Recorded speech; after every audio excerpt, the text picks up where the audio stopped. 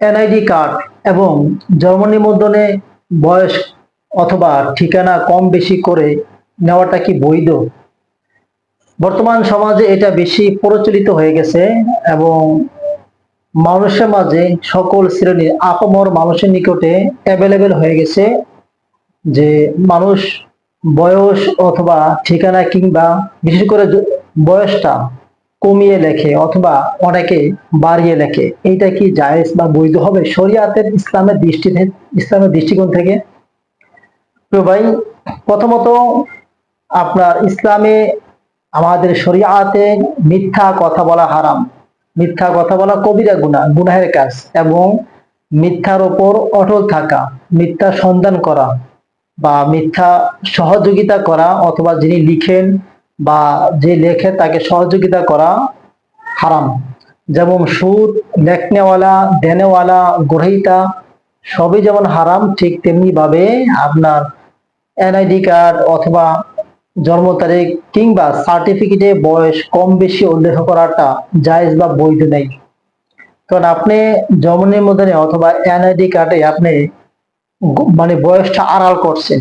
আড়াল করা মানে কি? আপনার সত্য জিনিসকে মিথ্যার উপরে মানে মিথ্যা সত্যকে চাপাইতে চেয়েছেন। আপনি একটা সত্য জিনিসকে মিথ্যা সাব্যস্ত করলেন, তো সত্য জিনিসকে মিথ্যা সাব্যস্ত করা কি বৈধ হবে? এমনই ভাবে যারা সার্টিফিকেটে তার দক্ষতা বা তার যোগ্যতা যা নেই তা উল্লেখ করাটাও নাজায়েজ বা অবৈধ কাজ। কারণ আপনার যে যোগ্যতা নেই, যে দক্ষতা নেই বা যে যা পড়াশোনা করেন নাই, সার্টিফিকেটে বা সিভিতে বায়োডাটাতে তা উল্লেখ করাটা এটা একটা অপরাধ। কারণ আপনি একটা বিষয়কে মানে মিথ্যা লিখছেন এবং সেটাকে অন্যের কাছে পেশ করছেন, তারা এটাকে সত্য মনে করবে, অর্থাৎ মিথ্যা জিনিসকে সত্য মনে করা। তো এটা কিভাবে জায়েজ বা কিভাবে বৈধ হতে পারে? আমরা আসলে আমাদের বর্তমান সমাজটা এরকম হয়ে গেছে, মানুষ এগুলোকে গুনাহ মনে করে না, এগুলোকে তারা কিচ্ছুই মনে করে না। কারণ সকাল সকাল ঘুম থেকে উঠলেই তো মিথ্যা আরম্ভ হয়ে যায়, আবার ঘুমানো আগ পর্যন্ত এবং চলতেই থাকে।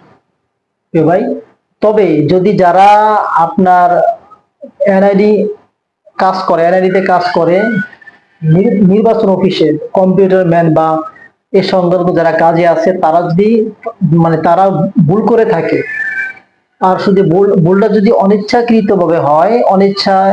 হয় তাহলে কোনো অসুবিধা মানে অসুবিধা নেই বলতে আপনার কোনো অসুবিধা নেই।